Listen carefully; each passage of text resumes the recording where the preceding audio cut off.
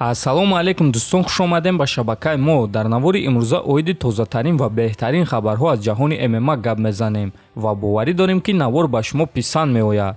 Барои ҳамин наворро то охир тамошо кунед. Чемпиони муваққатии пешинаи UFC дар вазни сабук Тони Элкукуй Фергюсон боз ба Нейт Диаз визов дод. Фергюсон дар саҳифаи твиттери худ ба Нейт муроҷиат карда чунин навишт: Нейт Диаз, ту ин муҳорибаро пеш бурданашро оғоз мекунӣ ё ма? На тарз бародар, муҳорибаро қабул кун.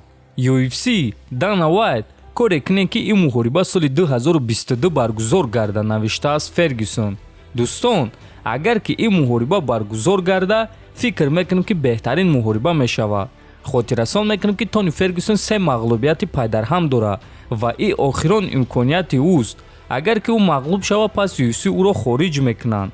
Нейт Диаз бошад 2 мағлубияти пайдарҳам дорад ва аз рӯи шартнома ӯ дар UFC як муҳорибаи дигар дорад. Барои ҳамин дӯстон фикр мекунем ки ин муҳориба барои ғолиби онҳо имконияти хеле хуб медиҳад. Дӯстон, шумо чунин муҳорибаро дидан мехостен ё не? Метавонед фикротонро дар комментария нависен. Расман бозгашти варзигари бебохти тоҷик Сарварҷон Ҳомидов ба қафас муайян шуд. Оиди ин чиз шаби гузашта ташкилоти Open FC дар саҳифаи расмии худ хабар доданд.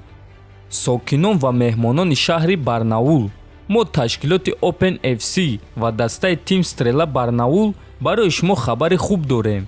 Рӯзи 5 феврали соли 2022 турнири байналхалқӣ оид ба ҷангҳо байни мутахассисон мегзарад. Турнири Open FC 17 дар майдони Титов бо дастгирии министри варзиш. Дар ин турнир чунин варзигарон иштирок мекунанд ва номҳои ин варзигаронро чоп карданд. ва дӯстон, чӣ хеле ки мебинем дар байни онҳо варзигари бебохти тоҷик бо рекорди 12-9 Сарварҷон Ҳомидов низ ҳаст. ва дӯстон, аз инҷо фаҳмида мешавад ки муҳорибаи навбатии Сарварҷон Ҳомидов рӯзи 5 феврал дар ташкилоти Open FC дар шаҳри Барнаул баргузор мегардад. ҳозирачда номи рақибро нагуфтанд. умедвор мешавем ки ба наздикӣ номи рақибро эълон мекунанд ва мо ҳатман ба шумо хабар мерасонем. чемпиони пешинаи UFC дар 2 вазн Конор Макгрегор оиди баргаштани худ фикроша баён кард. оиди ин чиз ӯ дар саҳифаи твиттери худ хабар дод: барои ман баргаштан баъди осеби поям ягон гуна проблема намешавад. ман аллакай барои муҳориба омода шуда истодам. ин акс аз лагери охирони ман аз толори Макгрегор Фаст бо дастам. акнун ман аз пуллот сохта шудам. ин бозӣ танҳо оғоз шуд.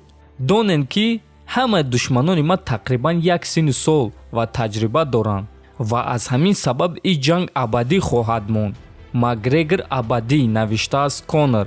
ва дӯстон, дар ҳақиқат Конор Макгрегор, Дастин Порье, Майкл Чендлер, Ҷастин Гейҷе, Чарлз Оливера, Бенил Дарюш ва Ислам Махачев тақрибан дар 1 сини соланд ва тақрибан таҷрибаи баробар доранд. барои ҳамин албатта ки Макгрегор ҳолу ҳам имконият дорад. топови ҷангвари UFC дар вазни сабук Дэн Хукер як навор нашр кард ва дар ҳамин навор дида мешавад ки ӯ вазни 66 килограмм кардааст. ҳамчунин худи ӯ чанд рӯз пеш гуфта буд ки нияти ба вазни ним сабук, яъне вазни 66 килограмм фаромаданро дорад ва чӣ хеле ки мебинем ӯ 66 килограмм вазнро карда тавонист. ногуфта намонад ки пеш Дэн Хукер дар вазни ним сабук баромад мекард ва баъд ба вазни сабук баромад ва акнун боз ба вазни ним сабук фаромадан мехоҳад. баъди пайдо шудани ин навор ба Дэн Хукер яке аз ҷангварони топи вазни ним сабук ҷангвари бебоғ Мавсар Евлоев визов дод. хуш омадӣ. агар ки ту хоҳӣ исбот кардан ки баромад карда метонӣ, пас ман дар ҳамин ҷоям барои туро санҷидан, навиштааст Евлоев. хотиррасон мекунем ки Хукер дар муҳорибаи охирони худ зидди Ислам Махачев дар якум раунд шикаст хӯрда буд. Мавсар Евлоев бошад ҷангвари бебоғ буда рекорди 15-0 дорад ва дар муҳорибаи охирони худ ӯ Ҳаким Даудуро шикаст дода буд. дӯстон, дар ҳамин ҷо навори мо ба поён мерасад. ҳатман дар канал обуна шавен, фикр ақидаотонро нависен то боздид хонободу сарбаланд бошен.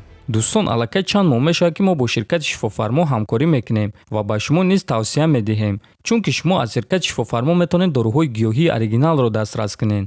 дору барои хароб ва фарбешавӣ, барои дарди меъдаву гурда, барои дарди мушакҳо, барои бақувват кардани мардонагӣ ва дароз кардани муҳлати ҳамхобагӣ, барои ришмӯи сарбарорӣ ва дигар доруҳои даркории худро метавонед аз ширкати шифофармо дастрас кунед.